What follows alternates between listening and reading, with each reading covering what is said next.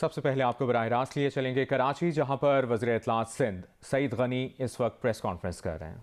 Senator हैं, उनके साथ मैन हैंडलिंग की गई, उनको जिस तरह से बदतमीज़ी की गई, उनके साथ धक्के दिए गए और उसके साथ साथ JUI के जो वहाँ वॉल्टियर्स थे, जो उनके कारकुन थे, उनको वहाँ से जिस अंदाज़ में गिरफ़्तार किया गया उन MNAs के साथ, वो ना सिर्फ काबिल मज़म्मत है बल्कि मैं समझता हूँ कि शायद पाकिस्तान की तारीख़ में पार्लियामेंट लॉजेस में इस किस्म का वाक़या मुझे याद नहीं पड़ता कि कभी हुआ होगा। और इससे वाज़े हुआ कि हुकूमत बौखलाहट का शिकार है, हुकूमत अपनी शिकस्त तस्लीम कर चुकी है। और उसके बाद अगर आपने शेख रशीद की जो एक प्रेस कॉन्फ्रेंस उन्होंने की जिसमें जस्टिफाई करने की कोशिश की इस्लामाबाद पुलिस के उस एक्ट को, उसमें भी बहुत सारी चीज़ें ऐसी थीं जो इस बात की निशानियां थीं, अलामात थीं कि हुकूमत ने ज़हनी तौर पर गिव अप कर दिया है।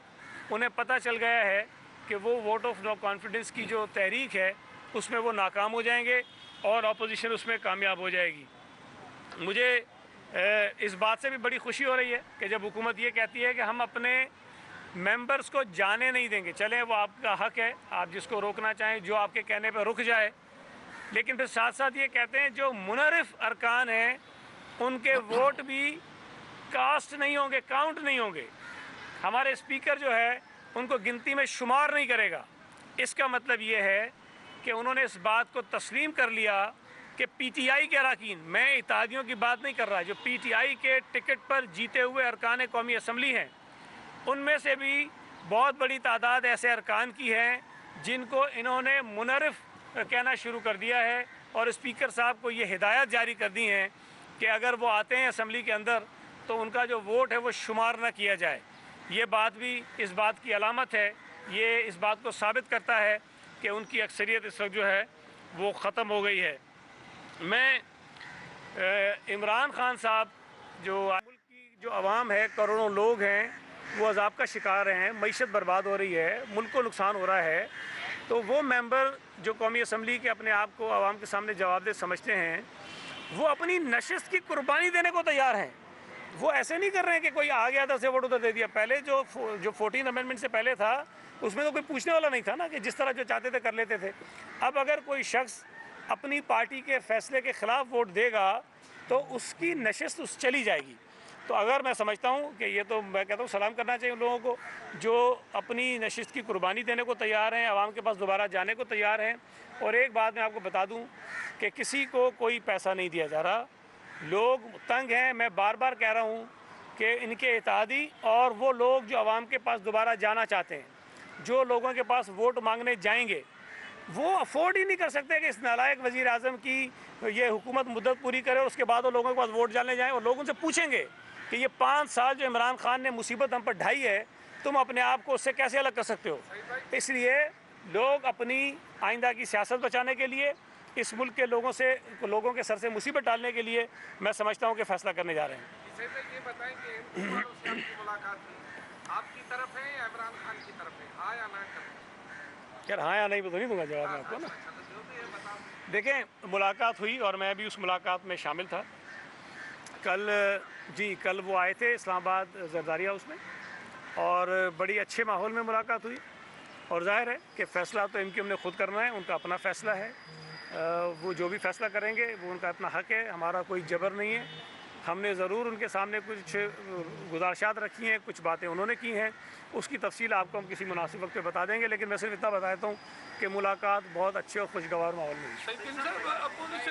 एक सेकंड, ये इल्ज़ाम लगाती रही है कि पीपल्स पार्टी हार्स ट्रेडिंग कर रही है, लेकिन अब पता लग रहा है, ये आ रहा है कि खुद PTI भी हार्स ट्रेडिंग कर रही है, जो उनके नाराज़ अरकान है उनको ख़रीदने की कोशिश की जा रही है। इस पर आपको PTI ख़रीद रही है? PTI अभी अपने जो वोट उनसे नाराज़ हैं उनको वापस लाने के लिए उनको पैसे। देखिए, मैं आपको एक अर्ज़ करूँ, मैं तो आपको ये कह सकता हूँ कि जी किसी को कोई पैसे नहीं दिए, जितना मेरे इल्म में है मैं यकीन से कह सकता हूँ। अगर PTI का अपना कोई आदमी लियाकत जतोई ये कहे कि उनके किसी सेनेटर को 35 करोड़ लेकर टिकट दिया गया है, तो भाई मैं पीपल्स पार्टी के किसी बंदे ने तो नहीं कहा ना।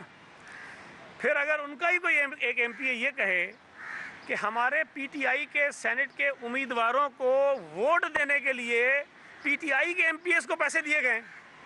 हमने तो नहीं कहा, उनका अपना आदमी कह रहा है। अगर जस्टिस वजीउद्दीन की सरबराही में बनने वाला ट्रिब्यूनल जिसको इमरान खान ने खुद बनाया वो ये कहे कि आरिफ अलवी ने, परवेज़ खटक ने और पता नहीं कितने नाम उन्होंने लिए हैं कि उन लोगों ने पार्टी के इंटरनल इलेक्शन में पैसे का इस्तेमाल किया है, हम तो नहीं कह रहे हैं। तो ये सारी रिवायात पीटीआई के अंदर एज ए पार्टी भी मौजूद हैं और ज़ाहिर है कि हुकूमत में आने के बाद भी हैं। तो मैं नहीं समझता कि हमें ज़रूरत है, जिस तरह अब ये कह रहे हैं कि वो हॉर्स ट्रेडिंग करके मैं 4 वोट ले लिए। भाई हम पागल हैं, हम कोई इमरान खान हैं कि हमें 99 वोट हमारे अपने हैं, हमें ज़रूरत नहीं है हम जाके पैसे देंगे मैं वोट दे दो। भाई तो खुदा का खौफ करो, कोई समझ में आती है बात? मैं तो आपको कह रहा हूँ कि इनको पता है कि इनके लोग इनसे नाराज़ हैं, इनको पता है कि इनके लोग इनको वोट नहीं देंगे, इसीलिए इन्होंने बाइकआउट किया था सेनेट का। ये आते हैं ज़रा वोट तो डलवाते हैं, इनको पता चलता कितने लोग इनके साथ हैं। मैं कितने महीने से आपके सामने कह रहा हूँ कि भाई जिस वक्त चाहें इनके एमएनएज, इनके एमपीएस को पीपल्स पार्टी में शामिल करा सकते हैं। बेजार है लोग, तंग हैं इनसे, तो कोई हॉर्स ट्रेडिंग नहीं हो रही। 1 मिनट असलम कर रहा है जी सर। अदम एतमाद की ये बात का खाका आपको तैयार किया आपने। दूसरी बात, गंदम चोर, चीनी चोर, दवाई चोर, ज़ाहिर है वो भी आपको सपोर्ट करेंगे इस तहरीक में। उनके हवाले से पॉलिसी क्या होगी? एहतसाब होगा या उसके साथ कोई मफाहमत हो जाएगी? देखिए, पहली बात तो ये है कि अदम एतमाद के बाद का जो खाका आप कह रहे हैं वो आइन में तरीक़ेकार पूरा दर्ज है।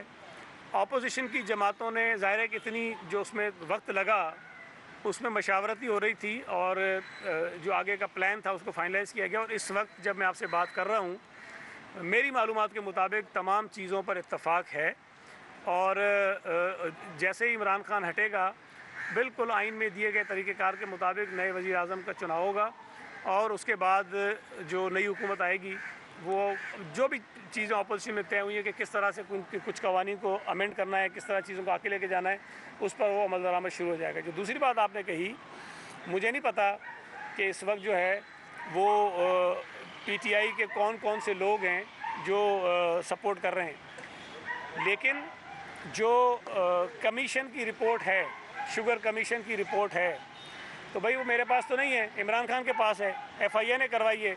क्यों उनके ख़िलाफ़ जो है वो कार्रवाई नहीं की गई, क्यों उनके ख़िलाफ़ जो है वो एक्शन नहीं लिया गया? जिन के नाम है सबके खिलाफ हम तो नहीं रोक रहे हैं। बाकी गंदम चोर कौन है, खाद चोर कौन है, वो इस वक्त सब इमरान खान के ATMs बने हुए हैं और इमरान खान उनके ख़िलाफ़ कोई एक्शन नहीं ले रहा है।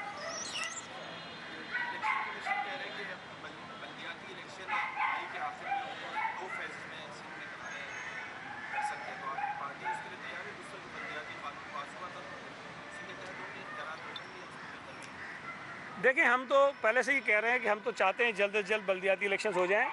जो तारीख इलेक्शन कमीशन देगी इंशाल्लाह ताला उस तारीख पर इलेक्शन सूबा सिंध में हो जाएंगे। जो दूसरी बात आपने कही कि देखें, एक कानून हमने बनाया, हमने उसमें कुछ तरामीम की, फिर सुप्रीम कोर्ट का एक फ़ैसला आया।